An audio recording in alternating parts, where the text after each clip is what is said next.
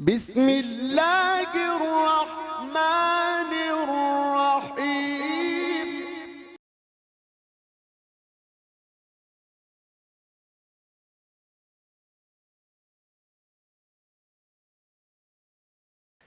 پھر مشائخ نے فرمایا کہ بھائی اگر کچھ اثرات رہ جائیں فرض کرو بیماری کے، تو پھر ایک اور دوائی ہے، اس کو اینٹی بایوٹک کہتے ہیں۔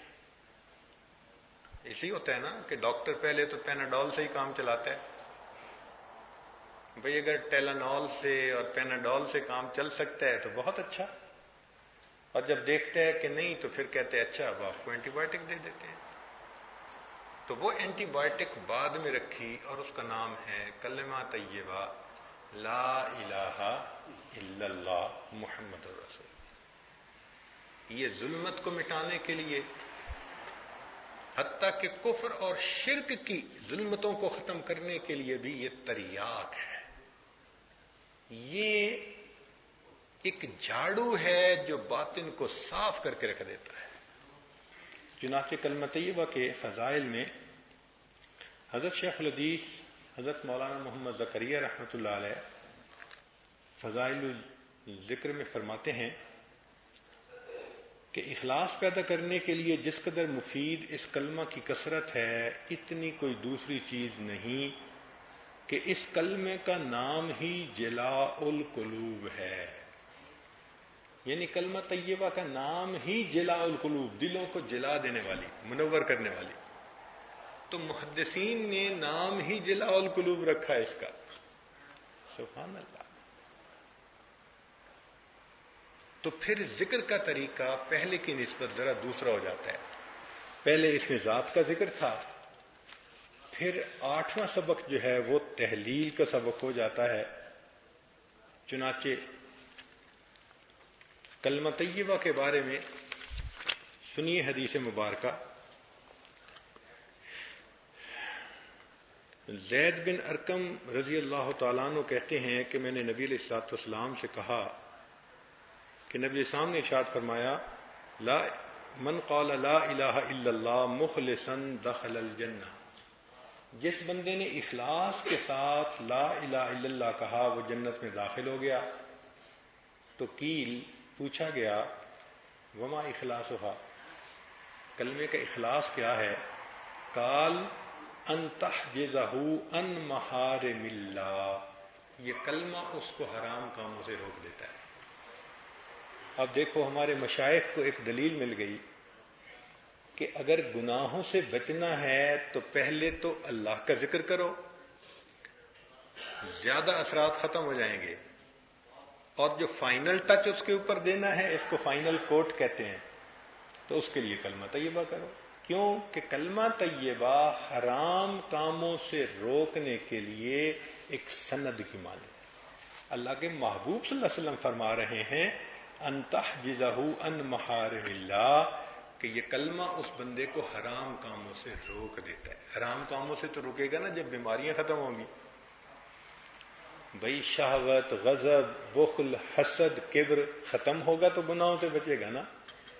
تو یہاں سے حدیث مبارکہ سے دلیل ملی کہ یہ کلمہ طیبہ کا ذکر انسان کی ان بیماریوں کے لیے شفا بن جاتا ہے اور من کو صاف کر دیتا ہے، ناپاک سینے کو طیبہ جو کلمہ طیبہ ہے یہ طیب بنا دیتا ہے۔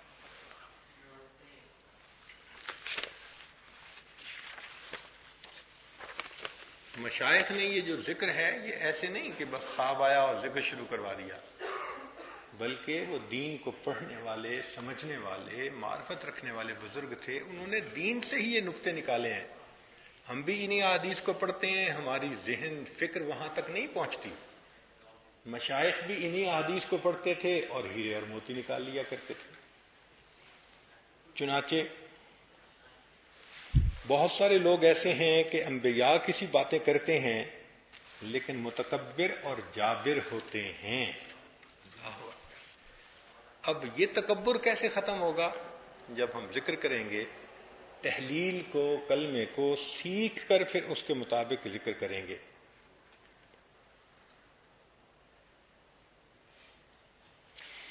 ایک اور حدیث مبارکہ سنیے، صاحب احیاء نے لکھا ہے کہ ایک مرتبہ نبی علیہ السلام نے خطبہ پڑھا جس میں ارشاد فرمایا کہ جو شخص لا الہ الا اللہ کو اس طرح سے کہے کہ خلط ملط نہ ہو تو اس کے لیے جنت واجب ہو جاتی ہے۔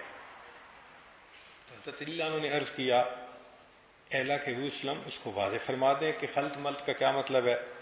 فرمایا کہ دنیا کی محبت اور اس کی طلب میں لگ جانا، یعنی ایک طرف دنیا کی محبت بھی ہو اور دوسری طرف ذکر بھی بندہ کر رہا ہو، تو یہ اس کلمے کو خلط ملط کرنے والی بات ہے، ایسے قبول نہیں ہوتا۔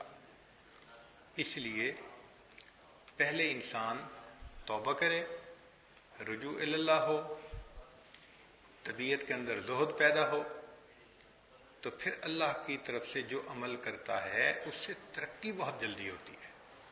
تو لا الہ الا اللہ یہ باطنی بیماریوں کو ختم کرنے کے لیے بہت مؤثر ہے۔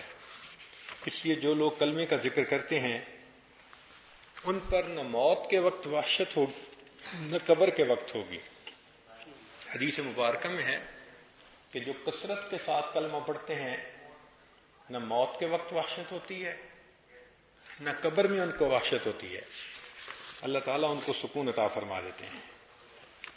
اور ایک حدیث مبارکہ میں وارد ہے کہ جو شخص 100 مرتبہ کلمہ پڑھا کرے روزانہ 100 مرتبہ، اس کو اللہ تعالیٰ قیامت کے دن ایسی حالت میں اٹھائیں گے کہ 14ویں رات کے چاند کی طرح اس کا چہرہ روشن ہوگا۔ اب بتائیں 100 دفعہ روزانہ پڑھنے پر 14ویں کے چاند کی طرح چہرہ ہوتا ہے، تو جو مشائخ اس کو روزانہ ہزاروں دفعہ پڑھتے ہیں، سبحان اللہ، ان کے کیا کہنے۔ چنانچہ ایسے بھی سالکین ہیں جو 3000 مرتبہ، 5000 مرتبہ، 10,000 مرتبہ، 21,000 مرتبہ، اور بعض ایسے بھی ہیں کہ جو ایک دن میں 40,000 مرتبہ کلمے کی ضرب لگاتے ہیں ایک دن میں۔ آپ سوچیں قیامت کے دن ان کے چہرے کیسے منور ہوں گے، سبحان اللہ۔ ابو درداء رضی اللہ عنہ فرماتے ہیں کہ جن لوگوں کی زبانیں اللہ کے ذکر سے تر و تازہ رہتی ہیں وہ جنت میں ہنستے ہوئے داخل ہوں گے۔ اب حضرت شیخ الحدیث رحمۃ اللہ علیہ ایک بات لکھ رہے ہیں، اس کو ذرا توجہ سے سنیں کہ یہ کسی عام بندے کی بات نہیں ہے لکھی ہوئی، یہ استاد الاساتذہ، استاد المحدثین، یہ اتنے بڑے محدث ہیں کہ جن کے شاگرد آگے محدث بنے۔ فرماتے ہیں کہ اس میں شک نہیں کہ اللہ کے پاک نام کے برابر کوئی بھی چیز نہیں، بدقسمتی اور محرومی ہے ان لوگوں کی جو اس کو ہلکا سمجھتے ہیں، البتہ اس میں وزن اخلاص سے پیدا ہوتا ہے، جس قدر اخلاص ہوگا اتنا ہی یہ پاک نام وزنی ہو جائے گا۔ اسی اخلاص کے پیدا کرنے کے واسطے مشائخ صوفیہ کی جوتیاں سیدھی کرنی پڑتی ہیں۔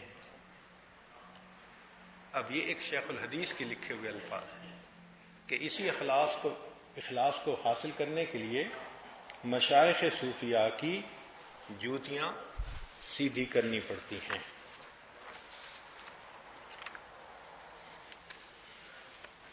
ایک دوسری جگہ فرمایا، جامع الاصول میں لکھا ہے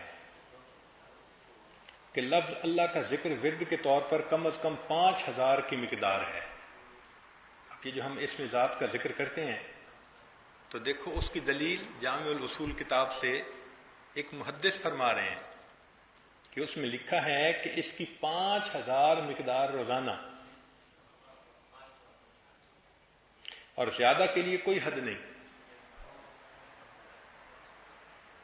اور صوفیہ کے لیے کم از کم 25,000 روزانہ۔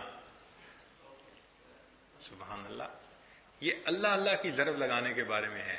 اس میں ذات اللہ کی بات لکھ رہے ہیں جامع الاصول میں کہ 25,000 مرتبہ ضرب لگائیں۔ حضرت خواجہ فضل علی قریشی رحمۃ اللہ علیہ فرماتے تھے کہ میں اپنے لطائف کے اسباق پر جب تھا تو ہر لطیفے پر روزانہ 80,000 مرتبہ اللہ کے نام کی ضرب لگاتا تھا، 80,000 مرتبہ روزانہ ضرب لگاتا تھا۔ اللہ اکبر کبیر۔ دیکھو ان مشائخ نے کتنا ڈٹ کے ذکر کیا پھر اللہ نے ان کو کیسے صاف کر دیا، من صاف ہو گیا ان کا۔ لا الہ الا اللہ کی مقدار کے متعلق لکھا ہے کہ کم از کم 5000 مرتبہ روزانہ ہو، یہ مقداریں مشائخ سلوک کی تجویز کے موافق کم و بیش ہوتی رہتی ہیں۔ اب یہ جو ہم تحلیل کرتے ہیں اس کے دو طریقے ہیں، ایک ہوتا ہے سانس روک کر ایک سانس میں اس کو 21 دفعہ کرنا، ایک ہوتا ہے اس کو زبان سے کرنا۔ تو پہلے کو کہتے ہیں تحلیل خفی، یہ 8واں سبق ہے، اور 9واں سبق ہے تحلیل لسانی۔ مگر دونوں سبق چونکہ لا الہ الا اللہ کے ہیں تو اس لیے دونوں اکٹھے بھی دے دیتے ہیں۔ ہمارے حضرت رحمۃ اللہ علیہ نے کئی مرتبہ بعض لوگوں کو دونوں سبق اکٹھے دے دیے، فرمایا ایک جیسے اثرات ہیں تو دونوں سبق کر لیں، لیکن پہلا ہے حبس دم کے ساتھ اور دوسرا ہے زبان کے ساتھ۔ اب یہ جو حبس دم ہے نا، اس پہ لوگوں کو کئی دفعہ اشکال ہوتا ہے، اور یہ بدعت کہاں سے آ گئی، سانس بند کر کے ذکر کرتے ہیں، ایک سانس میں زیادہ دفعہ ذکر کرنا کہاں سے آ گیا؟ اب اس کے لیے ذرا دلیل سنیے۔ حضرت شیخ الحدیث مولانا زکریا رحمۃ اللہ علیہ لکھتے ہیں، ہمارے حضرت شاہ ولی اللہ صاحب نے قول جمیل میں اپنے والد سے نقل کیا ہے۔ اب یہ بات نقل کرنے والے کون ہیں؟ شاہ ولی اللہ محدث دہلوی، جن کو جامع الاسانید کہتے ہیں۔ جو پاک و ہند کے لوگ ہیں نا، سب کی سندیں بالآخر حضرت شاہ ولی اللہ سے ہو کر امام بخاری تک پہنچیں گے۔ ایک ہی پل ہے اس دریا کا، چنانکہ اکابر علماء دیوبند کی بھی سند وہیں سے جاتی ہے، باقی لوگ بھی وہیں سے۔ تو جو اتنے بڑے محدث کہ سب کی سندیں ان سے ہو کر جاتی ہیں، وہ محدث اپنی کتاب قول الجمیل میں اپنے والد سے نقل کرتے ہیں کہ میں ابتدائے سلوک میں ایک سانس میں لا الہ الا اللہ 200 مرتبہ کہا کرتا تھا۔ یہ حضرت شاہ عبد المدد رحمۃ کے والد ہیں، شاہ عبد الرحیم رحمۃ اللہ علیہ، اور وہ نقشبندی تھے، اور ہم تو کہتے ہیں نا کہ ایک سانس میں 21 دفعہ زیادہ سے زیادہ، 3، 5، 7، وہ فرماتے ہیں میں ایک سانس میں 200 مرتبہ کہا کرتا تھا، اور اس بات کو نقل محدث فرما رہے ہیں۔ ہمارے لیے اس سے بڑی سند اور کیا ہو سکتی ہے؟ اس لیے مشائخ جو کہہ رہے ہیں یقیناً اس کو کرنے میں ہمارے باطن کی اصلاح ہے۔ یہ شیطان ہے جو انسان کے ذہن میں شکوک ڈالتا ہے، وسوسے ڈالتا ہے، یہ بدعت اور وہ بدعت۔ کلمے کا پڑھنا اپنے دل کی صفائی کے لیے، دل سے گناہوں کی رغبت ختم کرنے کے لیے، یہ تو حدیث پاک سے ثابت ہے کہ کلمہ پڑھنا گناہ حرام کاموں سے بندے کو روک دیتا ہے، یعنی گناہوں سے روک دیتا ہے۔ تو علاج کی غرض سے اگر ہم اس کلمے کو پڑھیں تو یہ تو حدیث پاک کا مضمون ہے ایک طرح سے، اس لیے اس تحلیل کو خوب کرنا چاہیے۔ آگے ایک حدیث پاک میں ہے کہ لا الہ الا اللہ، اللہ رب العزت کے غصے کو دور کرتا رہتا ہے۔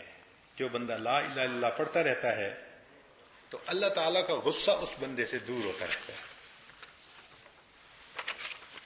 ایک حدیث مبارکہ ہمارے سلسلے کے سردار سیدنا صدیق اکبر رضی اللہ عنہ سے ہے، وہ روایت کرتے ہیں کہ شیطان بدبخت نے یہ کہا، اہلکت الناس بالذنوب، میں نے انسانوں کو گناہوں کے ذریعے ہلاک کیا، وَأَهْلَكُونِي بِلَا إِلَٰهَ إِلَّا اللَّهِ وَالْإِسْتِغْفَارِ، انہوں نے لا الہ الا اللہ اور استغفار کے ذریعے مجھے ہلاک کر دیا۔ تو معلوم ہوا کہ یہ لا الہ الا اللہ کا جو سبق ہے نا، یہ شیطان کو ہلاک کر دیتا ہے، یعنی گناہوں کو مٹا دیتا ہے۔ شیطان سچی بات ہے کہ اس بندے سے پھر مایوس ہو جاتا ہے، میرے ہاتھ سے گیا، اب یہ اللہ کی حفاظت میں آ گیا۔ یہ شیطان جو کہتا ہے نا کہ انہوں نے مجھے مار دیا، یہ شیطان کا مرنا ہے کہ شیطان کی امیدیں مر جاتی ہیں. وہ کہتے ہیں کہ اب یہ بندہ میرے ہاتھوں سے چلا گیا، اب یہ اللہ پاک کی حفاظت میں آ گیا. تو ایسی محنت تو ہمیں کرنی چاہیے.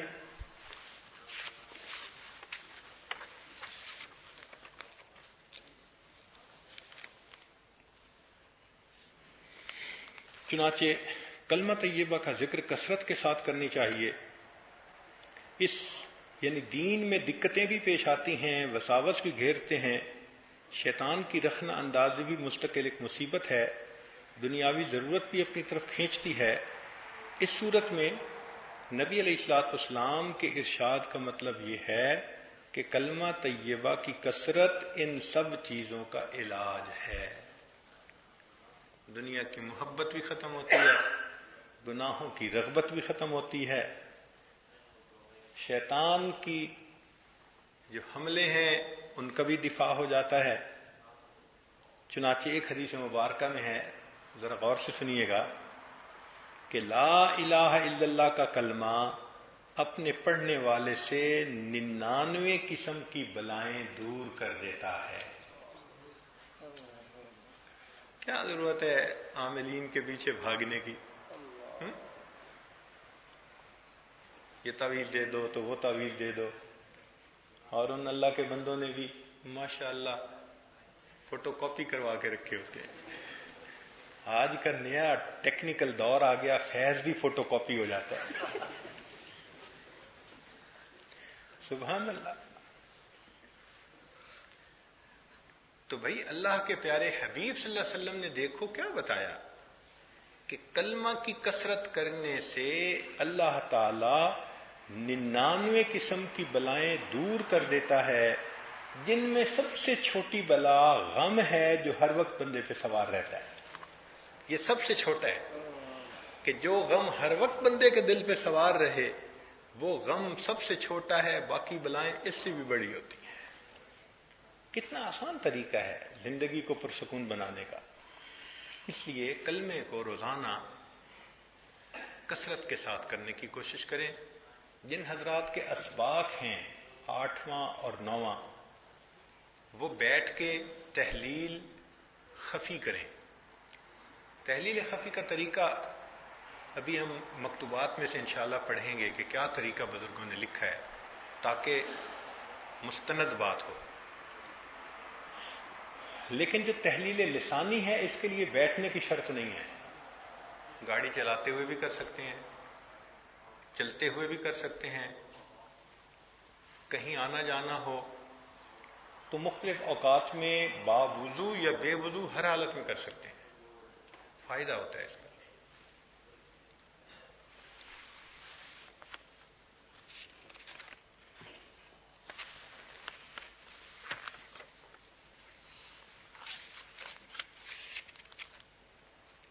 چنانچہ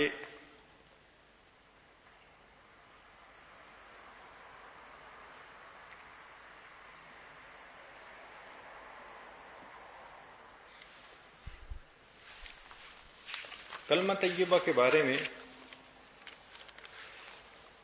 نبی علیہ الصلوۃ والسلام کی ایک اور حدیث مبارکہ ہے کہ نبی علیہ السلام کا ارشاد ہے کہ اللہ کی عبادت کر، کسی کو اس کا شریک نہ بنا، اور ایسے اخلاص سے عمل کر کہ جیسے وہ پاک ذات تیرے سامنے ہے، اور اپنے آپ کو مردوں میں شمار کر.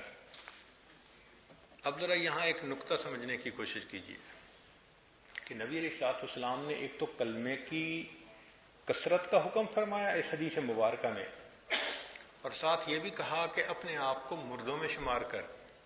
تو مردوں میں شمار کرنے سے پھر یہ جو دنیا کی لمبی امیدیں ہوتی ہیں نا، یہ آٹومیٹک ختم ہو جاتی ہیں. لمبے منصوبے ختم.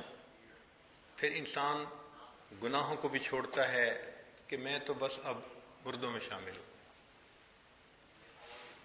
ایک مرتبہ ہمارا سابقہ پڑ گیا ایک بندے سے جو کہتے ہیں کہ ہم نہیں مانتے. کچھ ہیں نا ایسے بندے، ان کی بس بات یہ ہوتی ہے، ہم جی کسی کی نہیں مانتے، ہم اپنی من مرضی کریں گے. ٹھیک ہے بھائی. اب وہ مجھے کہنے لگا جی کہ آپ یہ جو اللہ اللہ کا ذکر کرتے ہیں یہ کہاں سے ثابت ہے؟ میں نے کہا قرآن سے۔ کہنے لگا کیسے؟ میں نے کہا اللہ تعالیٰ کا ارشاد ہے وَاذْكُرْ اسْمَ رَبِّكَ، ذکر کر رب کے نام کا۔ میں نے کہا رب کا نام کیا ہے؟ کہنے لگا اللہ۔ تو پھر مطلب کیا بنا کہ اللہ کا ذکر کرو، اللہ کے نام کا۔ وَاذْكُرْ اسْمَ رَبِّكَ، اللہ کے نام کا ذکر کرو۔ تو میں نے کہا کہ ہم اللہ اللہ کا ذکر کرتے ہیں۔ کہنے لگے نہیں، اللہ اللہ کا ذکر تو کرنا چاہیے، اس کا تو حکم ہے۔ یہ جو آپ بار بار کرتے ہیں نا اللہ کا ذکر کہ دل اللہ اللہ اللہ اللہ کہہ رہا ہے، یہ جو متعدد مرتبہ کرتے ہیں یہ جائز نہیں ہے۔ بھائی اگر ایک دفعہ کرنا جائز ہے تو متعدد کرنے میں کیا تکلیف ہے آپ کو؟ عجیب بات یہ ہے کہ ذکر ہم کرتے ہیں اور اللہ کی شان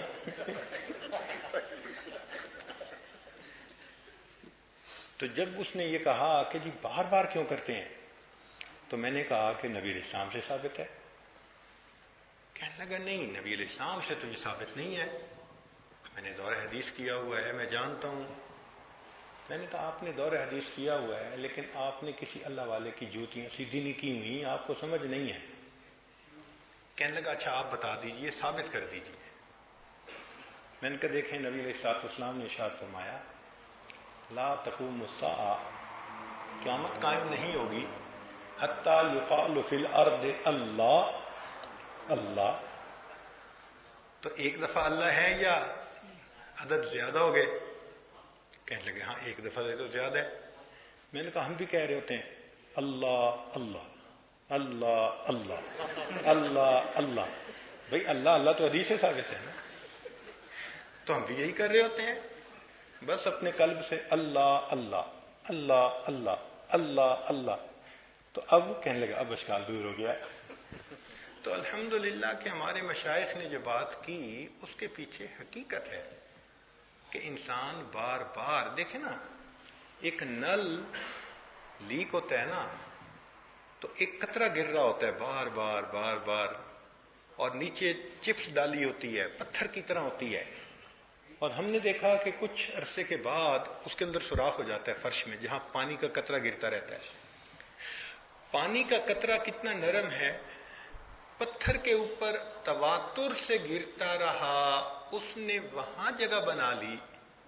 اللہ کا نام اگر تواتر سے کسی پتھر جیسے دل پر بھی پڑتا رہے گا یہ وہاں بھی راستہ بنا لے گا، اثر کر دکھاتا ہے اللہ کا نام۔ تو اللہ کے نام کا ذکر پہلے، پھر اس کے بعد لا الہ الا اللہ۔ چنانچہ حضرت مرزا جان جانا رحمۃ اللہ علیہ کے پاس ایسا ہی بندہ پہنچ گیا، میں نہ مانوں، تو وہ کہنے لگا کہ حضرت یہ آپ کلمے کا ذکر کیوں کرتے ہیں؟ کلمے کا ذکر کیوں کرتے ہیں؟ حضرت نے بڑی خوبصورت بات بتائی۔ حضرت نے فرمایا کہ دیکھو نبی علیہ السلام کا ارشاد ہے لقنوا موتاکم، کہ جو تمہارے مرنے والے لوگ ہوں ان کو تلقین کرو کلمے کی۔ حدیث سے ثابت ہے، اس نے کہا، فرمایا اور نبی علیہ السلام کا یہ بھی فرمان ہے کہ تم اپنے آپ کو مردوں میں شمار کرو۔ اب دونوں حدیثوں کو ملاؤ تو میں ہر لمحے اپنے نفس کو محسوس کرتا ہوں کہ یہ مر رہا ہے اور میں اسے کلمے کی تلقین کر رہا ہوتا ہوں، لا الہ الا اللہ لا الہ الا اللہ۔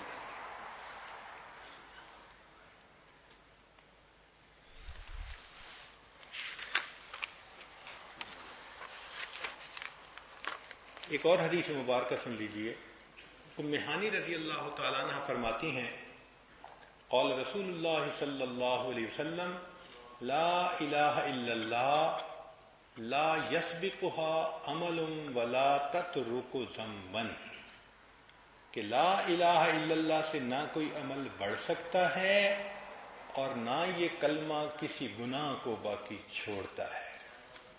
ہمارے لیے سند ہے یہ،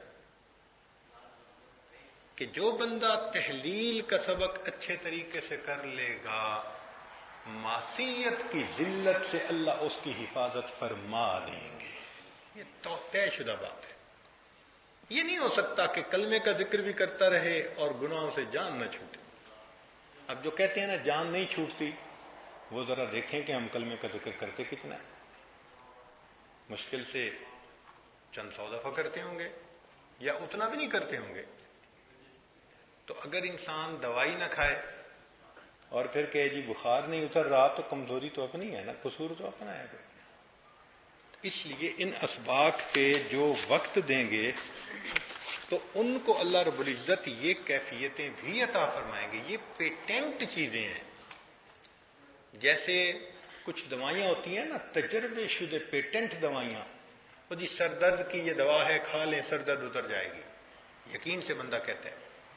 ایسے ہی ہمارے مشائخ نے جو یہ ذکر اذکار بتائے، یہ پیٹنٹ روحانی دوائیاں ہیں، استعمال کریں، یقیناً گناہوں سے جان چھوٹے گی. اور یہ بات کرتے ہوئے اس عاجز کے پاؤں کے نیچے چٹان ہے، میں ایسے یقین سے بات کر رہا ہوں.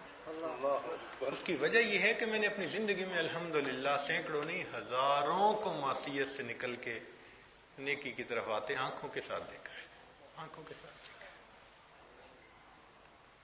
تو اس لیے معصیت کی ذلت سے بچنے کے لیے مراقبہ اور تحلیل یہ دو بہت اہم ہیں. اب تحلیل کرنا کیسے ہے، ذرا اپنے مشائخ کی عبارات سے سن لیجئے. ایک حدیث قدسی امام ربانی حضرت مجدد ثانی رحمۃ اللہ علیہ نے اپنے مکتوب میں نقل کی ہے. فرماتے ہیں کہ اگر میرے علاوہ 7 آسمان اور ان آسمانوں میں آباد شدہ فرشتے اور 7 زمانے ترازو کے ایک پلڑے میں رکھ دی جائیں اور دوسرے پلڑے میں لا الہ الا اللہ رکھا جائے، تو لا الہ الا اللہ والا پلڑا اپنی بزرگی کے وزن کی وجہ سے جھک جائے گا. فرماتے ہیں یہ کلمہ کیسے افضل اور وزنی نہ ہو، جبکہ اس کلمے کا پہلا جز لا الہ تمام ما سوا کی نفی کرتا ہے، خواہ وہ آسان ہو، آسمان میں ہو یا زمین، عرش ہو یا کرسی، لوح و قلم، عالم ہو یا آدم، سب کی نفی کرتا ہے. اور اس کلمے کا دوسرا جز الا اللہ معبود حق جل برہانہ کا اس بات کرتا ہے جس نے زمین و آسمان کو پیدا کیا. اس لیے اس کو افضل الذکر کہا گیا. افضل الذکر لا الہ الا اللہ.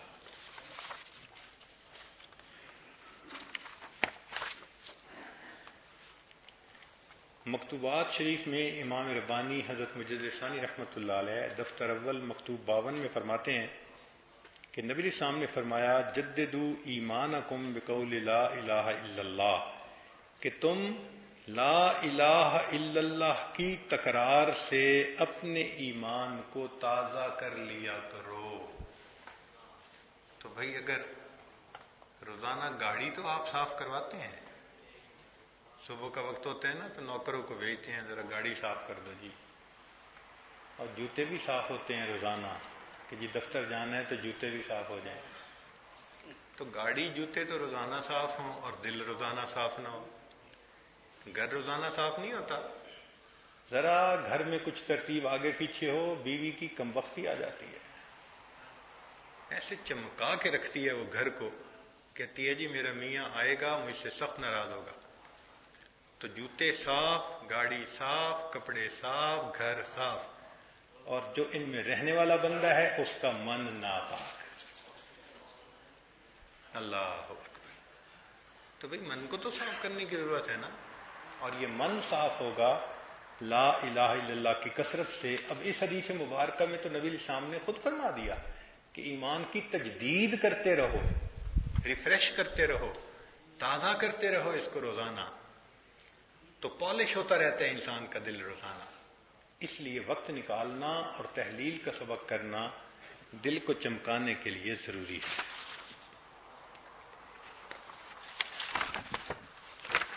سبحان اللہ. مکتوبات امام ربانی حضرت مجدد ثانی رحمۃ اللہ علیہ میں ایک عجیب بات ہے، سبحان اللہ، بہت خوبصورت بات لکھی ہے، پڑھ کے لطف آ گیا۔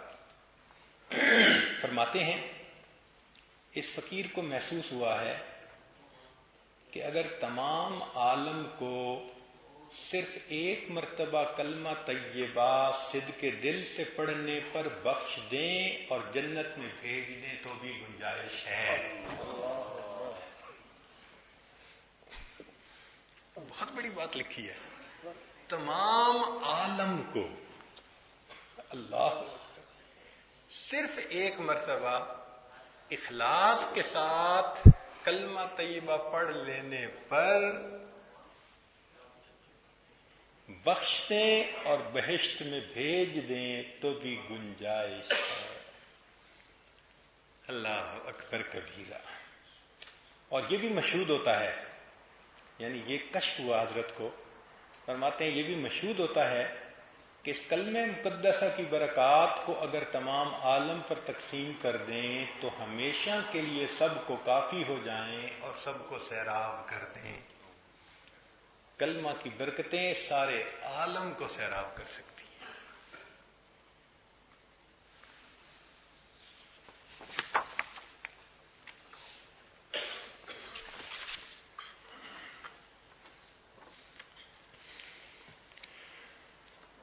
کتاب ہے مبدأ و معاد، امام ربانی حضرت مجدد ثانی رحمۃ اللہ علیہ کی ہے۔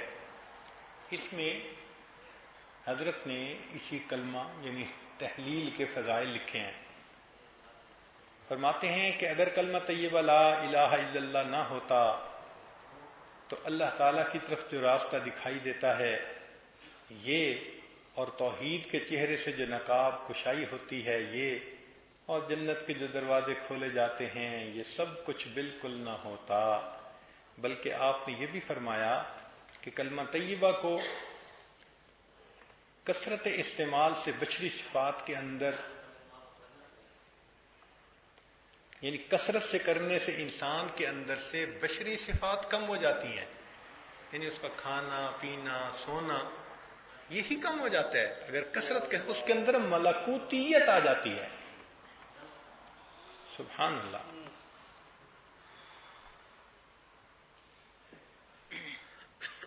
حضرت مجدد ثانی رحمۃ اللہ فرماتے ہیں کہ وہ تجلیات ظلال سے تجلیات صفات پر، تجلیات صفات سے تجلیات ذات پر پہنچتا ہے۔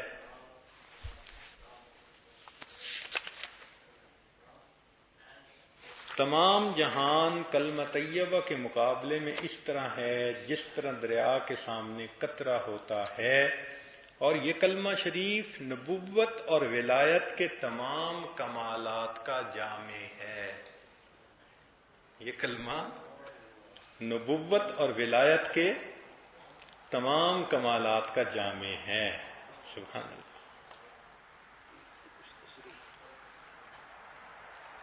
مطلب یہ کہ آگے پھر جتنے بھی اسباق کھلتے ہیں جس میں کمالات ولایت علیہ، ولایت کبریٰ، ولایت انبیاء، وہ سارے پھر اس کلمے کی کثرت کے ساتھ آگے بڑھتے ہیں۔ تو کلمہ طیبہ کا جو سبق ہے یہ یہاں سے شروع ہوتا ہے، اور پھر آگے کمالات کے اسباق میں کلمے کا ذکر بہت فائدہ دیتا ہے۔ جتنا زیادہ کرتا جاتا ہے اتنا وہ کمالات نبوت اس کے اوپر زیادہ کھلتے ہیں۔ وہ اپنے سبق کے اوپر ہم بار بار بتائیں گے کہ اس سبق میں کلمے کا ذکر زیادہ فائدہ دیتا ہے، اس میں کلمے کا ذکر زیادہ فائدہ دیتا ہے۔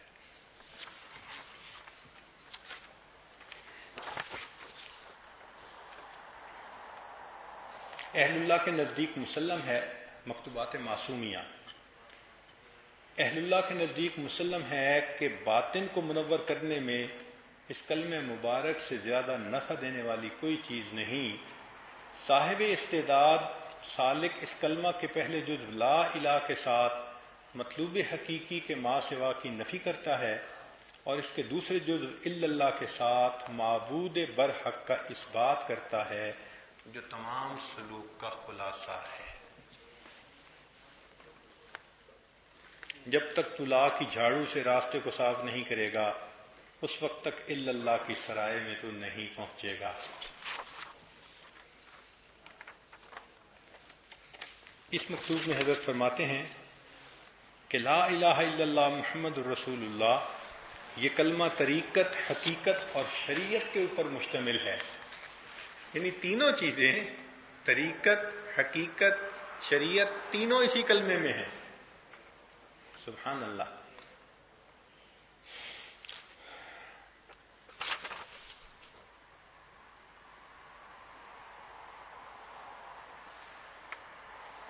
اور فرماتے ہیں کہ جب انسان اس کلمے کو کرنا شروع کرتا ہے تو لا الہ یہ مقام طریقت ہے اور الا اللہ یہ مقام حقیقت ہے اور محمد الرسول اللہ یہ مقام شریعت ہے۔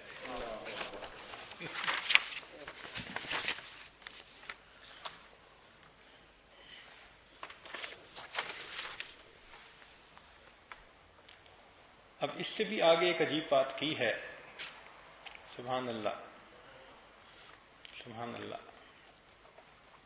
مکتوبات امام ربانی حضرت مجد الثانی، دفتر دوم، مکتوب 9۔ مگر یہ بات شروع میں پڑھے بندہ تو حیران کرتی ہے۔ جاننا چاہیے کہ کلمہ نفی کو حضرت خلیل علی نبینا علیہ الصلوۃ والسلام نے پورا کیا تھا، اور شرک کے دروازوں میں سے کوئی دروازہ ایسا نہیں چھوڑا جس کو آپ نے بند نہ کر دیا ہو۔ اس لیے آپ انبیاء علیہ السلام کے امام قرار پائے اور پیشوا بن گئے، کیونکہ اس دنیا میں کمال کی انتہا اسی نفی کے اتمام کے ساتھ وابستہ ہے، اور کلمہ طیبہ کے کمالات کا ظہور یعنی اس بات آخرت کی زندگی پر موقوف ہے۔ اب یہ ایک نقطہ ہے کہ لا الہ الا اللہ، ان میں سے یہ دنیا جو ہے نا یہ لا الہ کے کمال تک پہنچاتی ہے کہ نفی کامل ہو جائے، اور اس میں سیدنا ابراہیم علیہ السلام سب سے نمبر لے گئے۔ چنانچہ انہوں نے سب بتوں کو توڑ دیا، فجعلہم جزازا، ٹکڑے ٹکڑے کر دیا، پھر اسباب کو توڑ دیا، حتیٰ کہ عالم خلق کے جتنے اسباب تھے سب کو توڑ دیا، اور پھر عالم ملکوت سے جبریل علیہ السلام آئے ان کی مدد کرنے کے لیے، ان کو بھی چھوڑ دیا۔ سبحان اللہ۔ ہر طرف سے اتنا پوچھا کہ کیا اللہ جانتے ہیں میں اس حال میں ہوں؟ تو جبریل علیہ السلام نے کہا ہاں۔ فرمایا حسبی سؤالی علمہ بحالی، کہ اللہ کو جو میرے حال کا پتہ ہے نا، اس وجہ سے اب میں سوال نہیں کرتا کسی سے۔ سبحان اللہ، سبحان اللہ۔ اللہ کو معلوم ہے کہ میں اس حال میں ہوں، تو میں کیوں تم سے مدد مانگوں، کیوں تم سے کوئی بات کروں؟ تو منع کر دیا۔ اور اللہ کو یہ بات اتنی پیاری لگی کہ رب کریم نے فرمایا وَإِبْرَاهِيمَ الَّذِي وَفَّى، اور میرا ابراہیم بڑا وفادار نکلا۔ بڑا وفادار نکلا ہے۔ وفا ہو تو ایسی ہو نا۔ سبحان اللہ، میرا ابراہیم بڑا وفادار تھا۔ تو لا الہ الا اللہ کا جو کمال ہے وہ اس دنیا میں ظاہر ہو سکتا ہے۔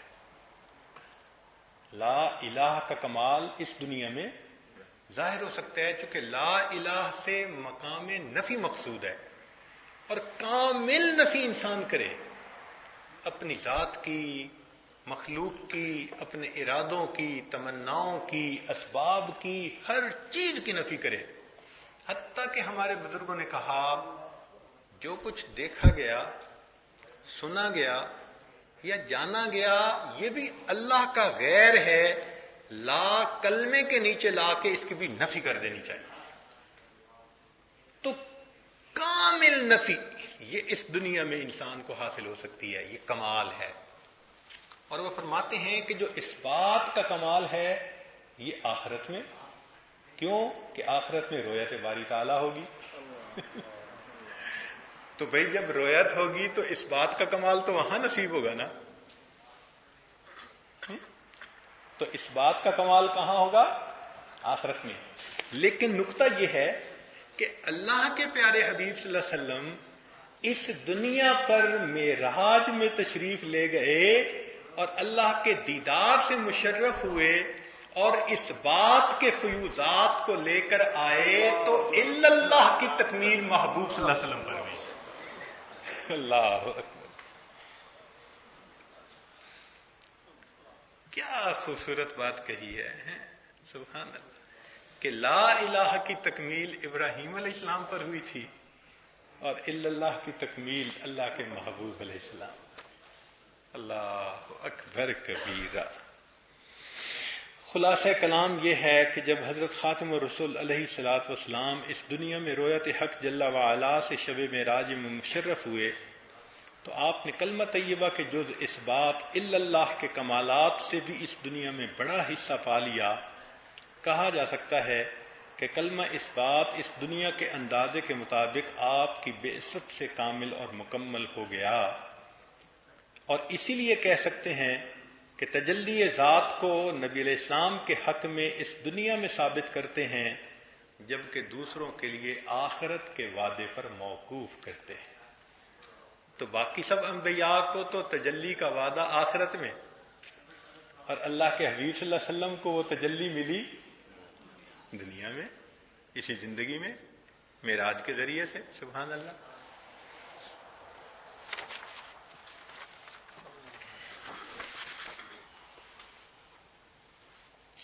امام حضرت خواجہ معصوم رحمۃ اللہ علیہ فرماتے ہیں کلمہ طیبہ کا پہلا جز یعنی لا الہ حق جل وعلا کے ما سوا کی نفی کرتا ہے اور وجود بشریت کے پہاڑوں کو جڑ سے اکھاڑ دیتا ہے، اور اس کا دوسرا جز الا اللہ معبود برحق کا اثبات کرتا ہے جو کہ سیر و سلوک کا حاصل اور فنا و بقا کے حصول کا ذریعہ ہے.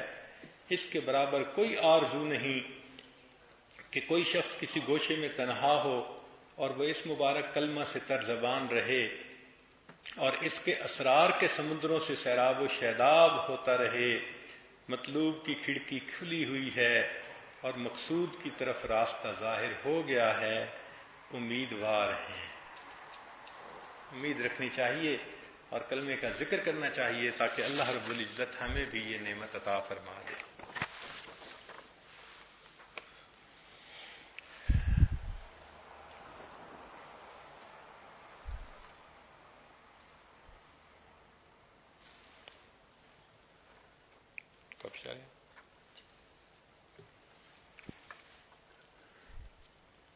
تو ہمارے سلسلہ عالیہ کے اسباق کی جو ترتیب ہے وہ اس طرح کہ پہلے لطائف پہ اللہ اللہ کا ذکر ہوتا ہے تو اس میں ما سوا کی تو نفی ہو جاتی ہے، ہر غیر کی نفی، مگر ذکر کے اثرات تو طبیعت میں ہوتے ہیں نا، کیونکہ اللہ کا اس بات تو کرتا ہے اللہ اللہ اللہ.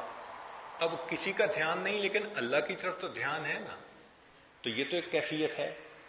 تو ہمارے بزرگوں نے کہا کہ اگرچہ تم نے ما سوا کی نفی کر دی لیکن جو اپنے اندر اللہ کے ذکر کا احساس ہے یہ بھی تو ما سوا ہے، اللہ تو نہیں ہے نا، یہ بھی تو ما سوا ہے. فرمایا اس کی بھی نفی کرو. لہذا تحلیل کا سبق اس کے بعد لائے تاکہ انسان کے من سے جھاڑو پھر جائے، ہر کیفیت ختم ہو جائے. اب اس کی مثال یوں سمجھیے کہ ایک بزرگ تھے جن کی خدمت میں ایک دیہاتی آیا اور اس کو ذکر سے فائدہ ہو ہی نہیں رہا تھا. بہت کوشش کی، بہت وقت گزارا، مخلص تھا، مگر مناسبت ہی نہیں ہو رہی تھی طبیعت کی، فائدہ نہیں ہو رہا تھا. تو کافی عرصے کے بعد اس نے کہا کہ حضرت میں نے اتنا وقت گزارا، میں سنورنا چاہتا ہوں، کرنا چاہتا ہوں، مجھے بھی کچھ بتائیں. تو یہ حضرات بہت حکیم اور دانا ہوتے ہیں. تو حضرت نے اس سے پوچھا کہ یہ بتاؤ دنیا میں سب سے زیادہ محبت تمہیں کس سے ہے؟ اب اللہ کی شان کے کچھ دیہاتی لوگ جو دیہاتوں میں رہتے ہیں، جانور پالتے ہیں، تو ان کی اٹیچمنٹ جانوروں کے ساتھ بہت زیادہ ہو جاتی ہے طبیعت کی. اچھی قسم کی گائے، اچھی قسم کی بھینس، اس طرح جانوروں کے ساتھ. اس نے کہا جی کہ اچھی قسم کی کوئی بھینس ہونا تو مجھے بہت اچھی لگتی ہے. تو حضرت نے فرمایا کہ اچھا پھر ایسے کرو کہ آج کے بعد مراقبہ یہ کرو کہ میں خود بھینس ہوں. بھئی تمہیں بھینس اچھی جو لگتی ہے تو یہ مراقبہ کرو کہ میں بھینس ہوں. وہ تو بڑا خوش ہو گیا کہ بھینس کے بارے میں سوچوں گا اور خیال رہے گا، تصور رہے گا. چنانچہ اس نے وہ مراقبہ کرنا شروع کر دیا. کچھ دن مراقبہ کرتا رہا تو اس تو استغراق کی کیفیت ہو گئی، ڈوبا ہوا ہوتا تھا بھینس کے تصور میں. اللہ کی شان. اب باقی سالکین بڑے حیران کہ حضرت نے اس کو بھینس کا مراقبہ، یہ کیا چیز ہوئی بھائی. اس کی یہ کیفیت ہو گئی کہ ایک مرتبہ وہ کمرے کے اندر کھڑا تھا تو حضرت نے اس کو بلایا کہ بھائی ذرا فلاں ادھر آؤ. تو کھڑے ہو کے کہنے لگا حضرت کیسے آؤں، میرے تو سینگ اٹکتے ہیں. یعنی اب اس کو اس قدر غلبہ ہو گیا تھا بھینس کے خیال کا. رانجن رانجن کر دیاں میں آپ ہی رانجن ہوئی، کہ بھینس کا تصور کرتے کرتے خود ہی بھینس بن گیا بیچارہ. کہتے جی میں کیسے آؤں، میرے تو سینگ اٹکتے ہیں. حضرت نے فرمایا الحمدللہ، ماں سوا سے اس کو نفی نصیب ہو گئی. اب ہم اس بھینس کو ذبح کر دیں گے تو اس کو کلی نفی نصیب ہو جائے گی.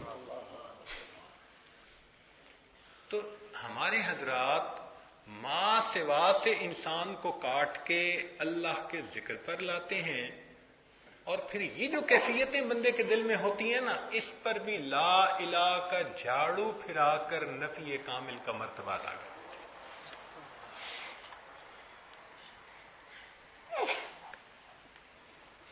چنانچہ حضرت خواجہ بہاؤالدین نقشبند بخاری رحمۃ اللہ علیہ فرماتے ہیں جو کچھ دیکھا گیا، یعنی آنکھوں سے دیکھا، کشف کی نظر سے، یا سنا گیا، یا اپنی عقل سمجھ سے سمجھا گیا، تو فرماتے ہیں یہ بہت خوبصورت بات کہی ہے. سلوک کے لیے تو یہ بنیادی ایک فکرہ ہے کہ جو کچھ دیکھا گیا، سنا گیا اور جانا گیا وہ سب اللہ کا غیر ہے. کلمہ لا کی حقیقت سے اس کی نفی کرنی چاہیے. لا کی تلوار چلا کے اس کی بھی نفی کر دو.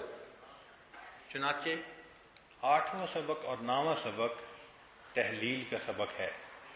حضرت خواجہ کے اس کلام نے مجھ کو اس شہود سے نکالا اور معائنہ و مشاہدہ کی گرفتاریوں سے نجات بخشی، اور میرے اسباب کو علم سے جہل کی طرف اور معرفت سے حیرت کی طرف لے گیا.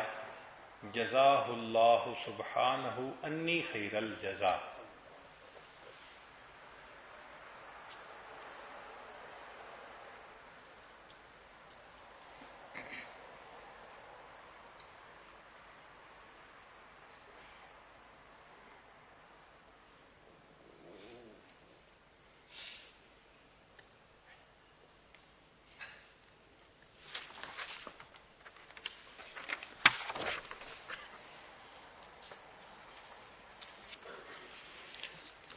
آگے کلمہ طیبہ کے ذکر کے طریقے کے بارے میں مکتوبات کی عبارتیں ہیں. ایک صاحب نے دریافت کیا کہ کلمہ طیبہ نفی اس بات کے تکرار کے وقت کلمہ مبارکہ محمد الرسول اللہ کو بھی اس کے ساتھ ملائے یا نہ ملائے، اگر ملائے تو کتنی مرتبہ کے بعد ملائے. جواب: کتنی مرتبہ کا کوئی تعین نہیں ہے، ہر 10 یا 20 یا ہر 50 یا 100 کے بعد ملائیں، اور اس کلمہ کے تکرار سے اپنے مقاصد اور ارادوں کی نفی کریں تاکہ ارادوں سے پوری طرح خالی ہو جائیں، اور واحد حقیقی و مطلب تحقیقی کے سوا کچھ مقصود نہ رکھیں. اپنی مراد تلاش کرنا بندگی کے مقام کے لائق نہیں. مشائخ نے فرمایا جو کچھ تیرا مقصود ہے وہی تیرا معبود ہے. عجیب بات کہی ہے. مشائخ نے فرمایا کہ جو تیرا مقصود ہے وہی تیرا، تو اس لیے ارادے خطا، اپنے ارادوں کی نفی، مجھے کچھ نہیں چاہیے، کامل نفی. اس لیے ہمارے مشائخ فرماتے تھے خدا بندہ مقصود من تو ہی ورضائے تو. سبحان اللہ.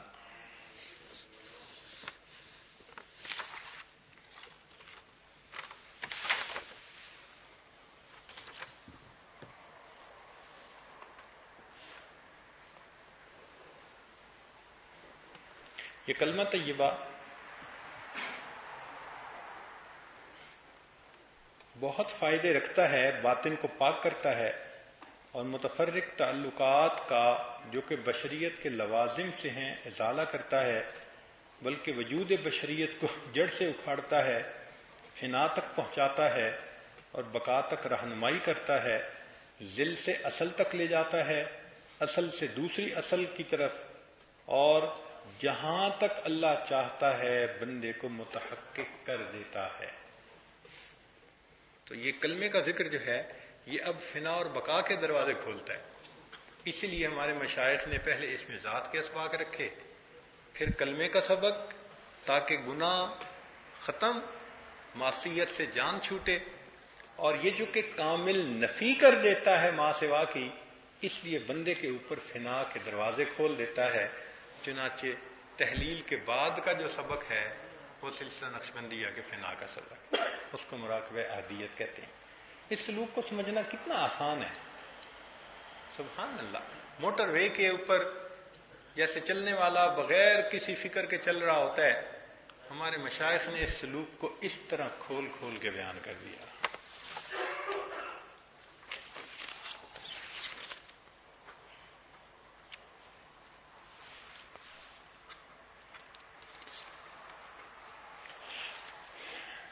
شاہ غلام علی مدد رحمۃ اللہ کے ملفوظات میں ہے کہ لا الہ الا اللہ کو پڑھنے کی نیت جیسی ہو ویسا ہی فیض ملتا ہے۔ کیسے؟ کہ اگر تو اس کو کلمے کی نیت سے پڑھیں تو پھر انسان کو دل کی صفائی کا فیض ملتا ہے، اور یہ لا الہ الا اللہ جو ہے یہ قرآن کی آیت بھی تو ہے، تو فرماتے ہیں کہ آیت کی نیت سے پڑھیں تو پھر مختلف انوارات ظاہر ہوں گے۔ اس لیے لا الہ کو کس نیت سے پڑھ رہے ہیں یہ بھی ضروری ہے۔ واقعی اگر قرآن کی آیت سمجھ کے پڑھ رہے ہیں پھر تو رحمتیں نور اترے گا، مگر وہ اور طرح کا ہوگا، اور اگر نفی کی وجہ سے پڑھ رہے ہیں پھر اثرات اس کے اور ہوں گے، نفی اور اثبات کے۔